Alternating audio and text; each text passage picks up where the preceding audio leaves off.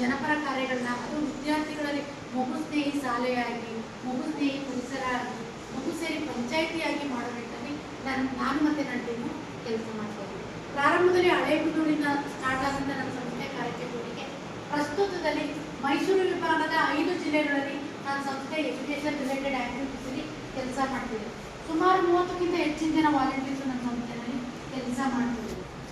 ನಾವು ಬಂದು ಮಂಡ್ಯ, ರಾಮನಗರ, ಚಾಮರಾಜನಗರ, HDಕೋಟೆ, ಮೈಸೂರು, ಹಾಗೆಯೇ ಕೊಡಗು ಭಾಗದಲ್ಲಿ ದುಬಾರೆ ಫಾರೆಸ್ಟ್ ಏರಿಯಾ, ಹೊಳೆನರಸೀಪುರ, ಇದು ಮಾತರೊಳೆ ಫಾರೆಸ್ಟ್ ಏರಿಯಾದಲ್ಲಿ ನಾವು ಟ್ರೈಬಲ್ ಒಟ್ಟಿಗೆ ಕೆಲಸ ಮಾಡ್ತೀವಿ. ಹಾಡಿಗಳಲ್ಲಿ ಟ್ರೈಬಲ್ ಒಟ್ಟಿಗೆ ಕೆಲಸ ಮಾಡ್ತೀವಿ. ಏನು ಕೆಲಸ ಮಾಡ್ತಿದ್ದೀವಿ ಅಂದರೆ, ಲೋಕಲಲ್ಲಿರುವಂಥ ಗೌರ್ಮೆಂಟ್ ಸ್ಕೂಲ್ಗಳಲ್ಲಿ ಅಥವಾ ಏಡೆಡ್ ಸ್ಕೂಲ್ಗಳಲ್ಲಿ, ಅಂಗನವಾಡಿಗಳಲ್ಲಿ ಇರುವಂಥ ಲೋಕಲ್ ಎಜುಕೇಷನ್ ಚಾಲೆಂಜಸ್ಗಳನ್ನ ಗುರುತಿಸ್ತೀವಿ. ಗುರುತಿಸಾದ್ಮೇಲೆ ದುಡ್ಡೇ ಖರ್ಚು ಮಾಡಿದ್ರೆ ಆ ಪ್ರಾಬ್ಲಮ್ಗಳನ್ನ ಸಾಲ್ವ್ ಮಾಡೋದು ಹೇಗೆ ಅಂತೇಳಿ ನಾವು ಮಾಡಲ್ಲ, ಅಲ್ಲಿರೋ SHG ಗ್ರೂಪ್ಸು, ಪಬ್ಲಿಕ್ಸು ಇದೆಲ್ಲ ಇರ್ತಾರಲ್ಲ, ಅವ್ರ ಹತ್ರ ಆ ಕೆಲಸನ ಮಾಡೋದಕ್ಕೆ ನಾವು ಅವ್ರಿಗೆ ದಾರಿ ತೋರಿಸ್ತೀವಿ. ಇದು ನಮ್ಮ ಸಂಸ್ಥೆ ನಾವು ಮಾಡ್ತಿರುವಂಥ ಕೆಲಸ. ಸಾಕಷ್ಟು ಮುಚ್ಚೋಗ್ತಿರೋ ಶಾಲೆಗಳನ್ನ ಡೆವಲಪ್ಮೆಂಟ್ ಮಾಡಿದ್ರೆ ನಮಗೆ ತುಂಬ ಪಬ್ಲಿಕ್ಸಿಂದ ರೆಸ್ಪಾನ್ಸ್ ಬರ್ತಾ ಇದೆ. ಉದಾಹರಣೆಗೆ ಮತ್ತೂರು ತಾಲೂಕು ಅಂಬರಡಿ ಶಾಲೆ ನಾವು ದತ್ತು ಪಡ್ಕೊಳ್ಳೋದಕ್ಕೆ ಪ್ರಕ್ರಿಯೆಗಳು ನಡೀತಾ ಇದೆ. ಮಂಡ್ಯ ತಾಲೂಕಿನ ಚಿನ್ನಗಿರಿ ದೊಡ್ಡಿ ಅಂತ ಒಂದೇ ಒಂದು ಮಗುವಿಂದ ಸರ್ 1 ವರ್ಷ ಶಾಲೆ ನಡೀತದೆ. ಒಂದು ಮಗುವಿಂದನೇ ಆ ಶಾಲೆ ನಡೀತದೆ. ಸೊ ನಮ್ಮ ವಾಲಂಟಿಯರ್ಸ್ ನಾವೆಲ್ಲ ಸೇರಿಕೊಂಡು ಪ್ರೆಸೆಂಟ್ ಈ ವರ್ಷ ಶೈಕ್ಷಣಿಕ ವರ್ಷ 26-27ನೇ ಸಾಲಿಗೆ 15 ದಿನದಲ್ಲಿ 18 ಮಕ್ಕಳನ್ನ ನಮ್ಮ ಟೀಮ್ ಜಾಯಿನ್ ಮಾಡಿ ಆ ಶಾಲೆ ಮಕ್ಕಳು ನಿರಂತರವಾಗಿ ತೆಗೆಯಲಿಕ್ಕೆ ಅವಕಾಶ ಮಾಡ್ತೀವಿ. ಆ ಶಾಲೆ ನಮ್ಮ ಗ್ರಾಮಸ್ಥರಿಗೆ ದತ್ತು ತಗೊಳ್ಳೋಕ್ಕೆ ಪ್ರಕ್ರಿಯೆಗಳು ಮಾಡಿಕೊಂಡು ರಿಕ್ವೆಸ್ಟ್ ಮಾಡಿದ್ದೇವೆ. ಮತ್ತು ತರ ಮುಖ್ಯವಾಗಿ ಶಾಲೆ ಮುಖ್ಯಸ್ಥಿದೆ 5 ಮಕ್ಕಳಿದ್ದಾರೆ, ತುಂಬ ದಾನಿಗಳಿದ್ದಾರೆ, ಅದು ಹೇಗೆ ಗೊತ್ತಿಲ್ಲ ಅವರಿಗೆ. ಸೊ ಮೊನ್ನೆ ಒಂದು ಪ್ರತಿಭಾ ಪುರಸ್ಕಾರ ಕಾರ್ಯಕ್ರಮ ಅದು ನಾನು ಸ್ಪೀಚ್ ಮಾಡಿಸಿ ದಯವಿಟ್ಟು ನಿಮ್ಮ ಸಂಸ್ಥೆಯಿಂದ ನಮಗೆ ಸಪೋರ್ಟ್ ಕೊಡಬೇಕು. ಹೀಗೆ ಹಲವಾರು ಕೆಲಸಗಳನ್ನ ನಾವು ಮಾಡ್ತಾ ಇರ್ತೀವಿ. ಮುಂದೆ ಹೋಗ್ತಾ ಹೋಗ್ತಾ ಒಂದೊಂದೇ ಎಕ್ಸಾಮ್ ಮಾಡ್ಕೊತಾ ನಾವೇನು ಮಾಡ್ತೀವಿ ಅಂತ ಒಂದೊಂದು ವಿಚಾರನ ಹೇಳ್ತಾ ಇದ್ದೀವಿ. ಇದು ನನ್ನ ಪರಿಚಯ. ನಾವು ನಡೆಸುವಂಥ ಈ ಸಣ್ಣ ಸಣ್ಣ ಹೆಜ್ಜೆ ಗುರುತುಗಳನ್ನ ಸರ್ಕಾರ ಗುರುತಿಸಿ 2007 ಮತ್ತು 2008ನೇ ಸಾಲಿನಲ್ಲಿ ನಮ್ಮ ಜಿಲ್ಲೆಯ ಬೆಸ್ಟ್ ಯೂತ್ ಅಂತ ಹೇಳಿ ಅತ್ಯುತ್ತಮ ಯುವತಿಯ ಬೆಸ್ಟ್ ಯೂತ್ ಅವಾರ್ಡ್ ಅಂತೇಳಿ ಕೇಂದ್ರ ಸರ್ಕಾರದಿಂದ ನನಗೆ ಕೊಡ್ತಾರೆ. ಹಾಗೆ 2011 ಮತ್ತು 2012ನೇ ಸಾಲಿನಲ್ಲಿ ಮಂಡ್ಯ ಜಿಲ್ಲಾಡಳಿತದಿಂದ ಕನ್ನಡ ರಾಜ್ಯೋತ್ಸವ ಪ್ರಶಸ್ತಿ.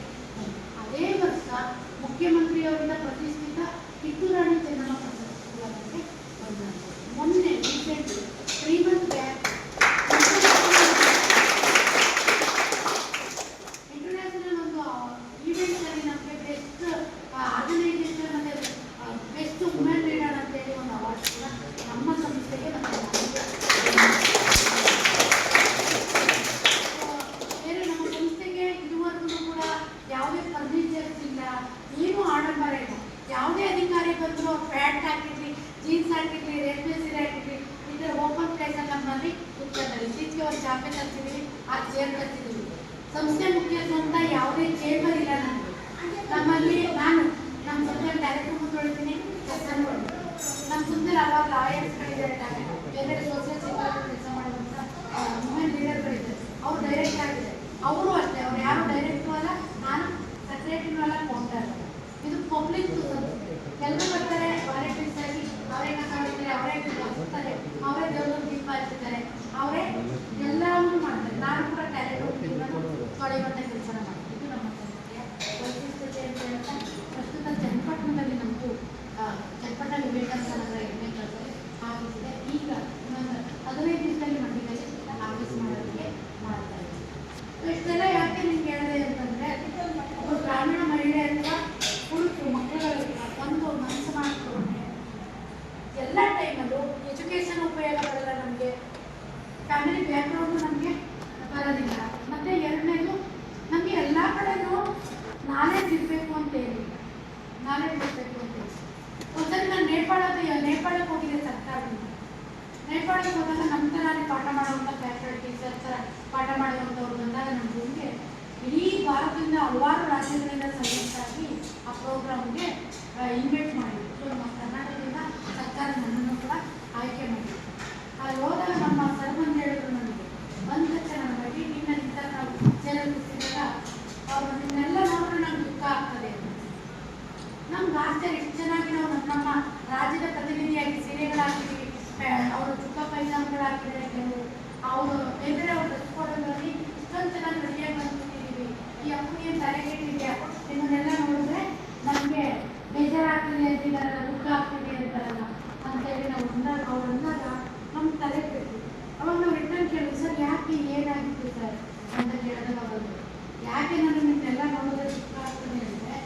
ಇವೆಲ್ಲ ನನ್ನ ಕಣ್ಣಿಗೆ ಕುಬ್ಜರ್ ಥರ ಕಾಣಿಸ್ತಾ ಇದೆ.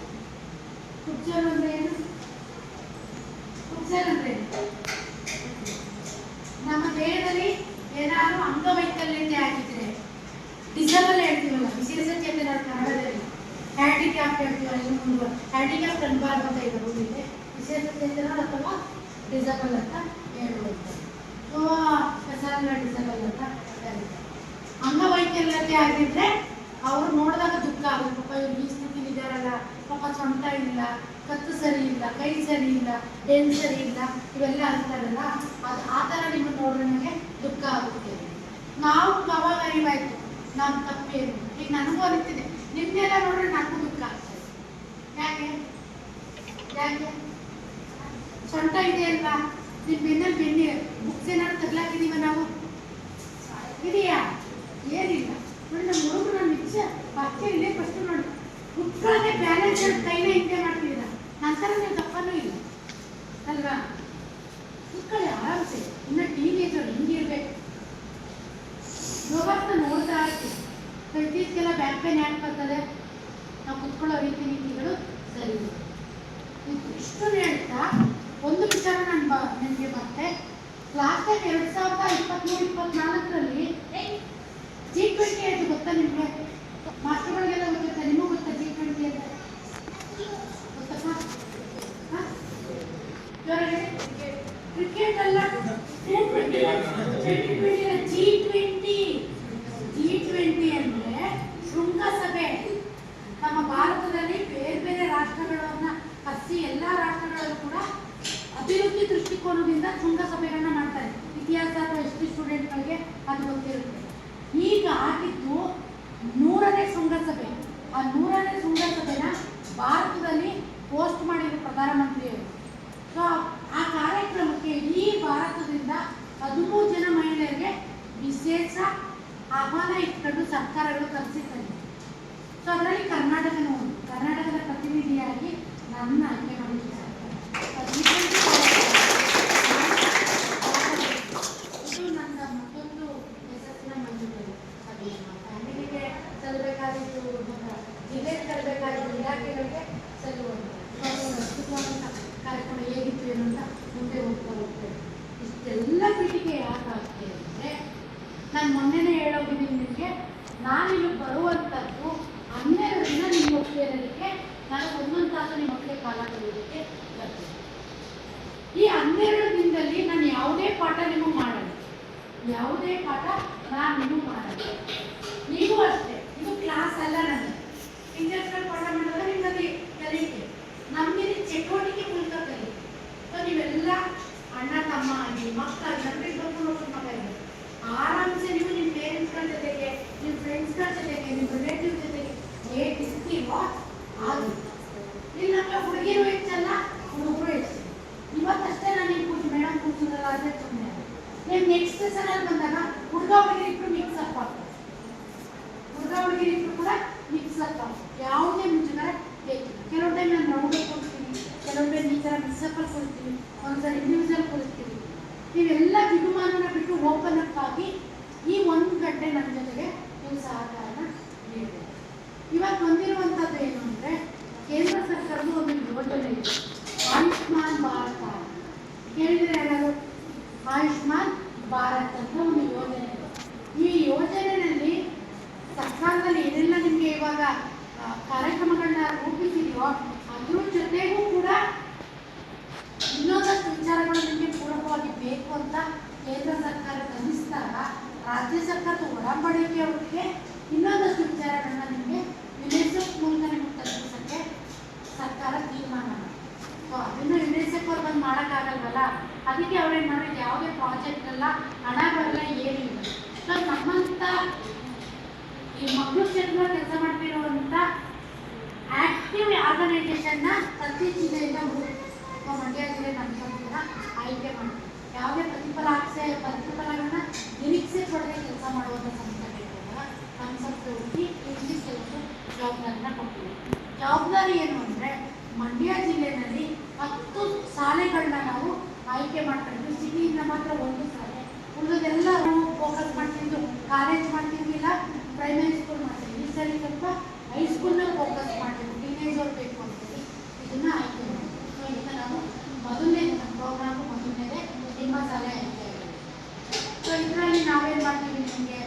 ಇವತ್ತು ಫಸ್ಟ್ ಡೇ ಅಲ್ಲ, ಮೊನ್ನೆ ಒಂದು ಸಬ್ಜೆಕ್ಟ್ ಹೇಳೋಗಿದೆ ನಾನು.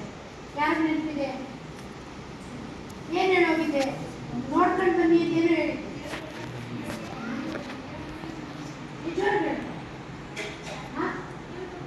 ಯೂಟ್ಯೂಬ್ ಚಾನಲ್ ನೋಡೋಣ. ಓಕೆ, ನಿಮ್ಗೆ ಏನಾದ್ರು ಕೆಲವೊಂದು ನಮ್ಮ ಸಂಸ್ಥೆ ಬಗ್ಗೆ ಮಾಹಿತಿ, ನಮ್ಮ ಟ್ರೈನಿಂಗ್ ಹೆಂಗಿರುತ್ತೆ ಏನೋ ಅಂತ ನೋಡೋಕ್ಕೆ ನಾನು ಯೂಟ್ಯೂಬ್ ಚಾನಲ್ ನೋಡಿ ನಿಮ್ಗೆ ಅವಾಗ ಗೊತ್ತಾಗುತ್ತೆ ಬೇಕಾಗಿ ಟ್ರೈನಿಂಗ್ ಬೇಡ ಅಂತ ಹೇಳಿ. ಇನ್ನೊಂದೇನು ಇಂಪಾರ್ಟೆಂಟ್ ನೋಡ್ಕೊಬರಕ್ಕೆ ಎಷ್ಟು ಜನ ಯೂಟ್ಯೂಬ್ ಚಾನಲ್ ನೋಡಿದ್ರೆ ನಮ್ಮದು ಯಾರು ನೋಡಿದ್ರೆ ನಮ್ಮ ಚಾನಲ್ ಚೆಕ್ ಮಾಡಿದ್ವಿ? ಯಾರು ಮಾಡಿಲ್ಲ? ಓಕೆ, ಹುಡುಗಿಯರು ನೋಡಿದ್ರೆ ಯಾರು? ಹುಡುಗಿಯರು ನೋಡಿದ್ರೆ ಯಾರು? ಇಲ್ಲ, ಪರವಾಗಿಲ್ಲ. ಯೂಟ್ಯೂಬ್ ಬಿಟ್ಟು ಇನ್ನೊಂದು ಮುಖ್ಯವಾದ ವಿಚಾರ ನಿಮ್ಗೆ ಹೇಳೋಗಿದೆ. ಏನದು? ಇವತ್ತು ನೋಡ್ಕೊಂಡ್ ಬನ್ನಿ, ಆ ಸಬ್ಜೆಕ್ಟ್ ಇದೆ ಅಂತ ಹೇಳಿ. ನನ್ನ ಹೇಳಪ್ಪ, ಏನ್ ಗೊತ್ತದ ಹೇಳಪ್ಪ. ನಾನು ಹೇಳಿದ ಪಾಠ ಅಲ್ಲ, ನೀವು ಕಷ್ಟಪಟ್ಟು ಕೈ ಹಮ್ಮಿಕೊಂಡು ಹೇಳ್ಬೇಕು. ಫ್ರೀಯಾಗಿ ಪಾರಾಟ ಹೇಳಿ. ಏನು ಹೇಳ್ತಿದ್ದೇವೆ ಹೇಳೋದು? ಸೈನ್ಸ್ ಹೇಳೋದು. ಹೆಲ್ತಿ ಗ್ರೋತಿಂಗ್ ಬಗ್ಗೆ ನಾನು ನಿಮಗೆ ಹೇಳೋದು. ಆರೋಗ್ಯವಾಗಿ ಬೆಳೆಯೋದು ಹೇಗೆ ಅನ್ನೋದ್ರ ಬಗ್ಗೆ ನೋಡ್ಕೊಂಡು ಬನ್ನಿ ಅಂತ ಹೇಳಿ ಅಲ್ವಾ? ನೀವು ಆರೋಗ್ಯವಾಗಿ ಹೇಗೆ ಸದೃಢರಾಗಿ ಬೆಳಿಬೇಕು ಅನ್ನೋದ್ರ ಬಗ್ಗೆ ನೋಡ್ಕೊಂಡು ಬನ್ನಿ ಅಂತಂದರೆ ಹೆಸರು. ಈ ಥರ ಮೊಬೈಲ್ ಬಳಕೆ ಬಗ್ಗೆ, ಮತ್ತು ಪರಿಸರ ಮಾಲಿನ್ಯದ ಬಗ್ಗೆ, ಮತ್ತು ಒಳ್ಳೆ ಆಹಾರ ಯಾವುದು, ಕೆಟ್ಟ ಆಹಾರ ಯಾವುದು, ಜೆಂಡರ್ ಈಕ್ವಾಲಿಟಿ ಬಗ್ಗೆ, ಮತ್ತು ಹಾಗೆಯೇ ಎಲ್ಲ ಬೈಕ್ಗಳೆಲ್ಲ ಓಡಿಸ್ತಿರಲ್ಲ, ಆಕ್ಟಿವ್ ಅಂಡ ಬೈಕ್ಗಳೆಲ್ಲ ಓಡಿಸ್ತೀರ. ಏಜ್ ಮೀರಿದ ಡ್ರೈವಿಂಗ್ ನೀವು ಮಾಡ್ತೀರ, ಅದು ನಂಗೆ ಗೊತ್ತಿದೆ. ಸೊ ರಸ್ತೆಯ ನಿಯಮಗಳೇನಿದೆ, ಅದು ಉಲ್ಲಂಘನೆ ಆದರೆ ಏನಾಗುತ್ತೆ, ಇವುಗಳು ಕೆಲವೊಂದೆಲ್ಲ ಸಬ್ಜೆಕ್ಟ್ಗಳು 12 ಪ್ಯಾಕೇಜನ್ನು ನಾವು ರೆಡಿ ಮಾಡಿದ್ವಿ. ಸೊ ಅದನ್ನು ನಾವು ನಿಮಗೆ ಆ್ಯಕ್ಟಿವಿಟೀಸ್ ಮೂಲಕ ಪಾಠ ಮಾಡಲು ಹೇಳಿದ್ವಿ. ಮತ್ತೊಂದು ಸರಿ ಚಟುವಟಿಕೆ ಮೂಲಕ ನಿಮಗೆ ಅದು ಮಾಡಿ. ಅರ್ಥ ಆಯ್ತಾ? ಸೊ ಆರಾಮ್ಸೆ ಕೂತ್ಕೊಳ್ಳಿ. ಇವತ್ತಿಂದ ಈ ಸ್ಥಳದಿಂದ ಆ ಪ್ರೋಗ್ರಾಮು ಸ್ಟಾರ್ಟ್ ಆಗಿದೆ. ಮೊದಲಿಗೆ ಹೆಲ್ತಿ ಗ್ರೋತಿಂಗ್ ಅಂತ ಹೇಳಿ, ಆರೋಗ್ಯವಾಗಿ ಬೆಳೆಯುವಂಥ. ನಾವು ನೀವು ಆರೋಗ್ಯವಾಗಿ ಬೆಳಿಬೇಕು ಅಂತ ಹೇಗಿರಬೇಕು? ಒಂದೊಂದೇ ಹೇಳ್ತಾ ಬನ್ನಿ. ಮಾಡಿದ್ದು ಕೈ ಎತ್ತಿ ಹೇಳಿ, ಗುಂಪಲ್ಲಿ ಹೋಗಿಲ್ಲ ಅಂದ್ಬಿಡಿ. ಪ್ರತಿಯೊಬ್ಬರು ಕೂಡ ಎಲ್ಲರೂ ಇನ್ವಾಲ್ವ್ ಆಗ್ತದೆ.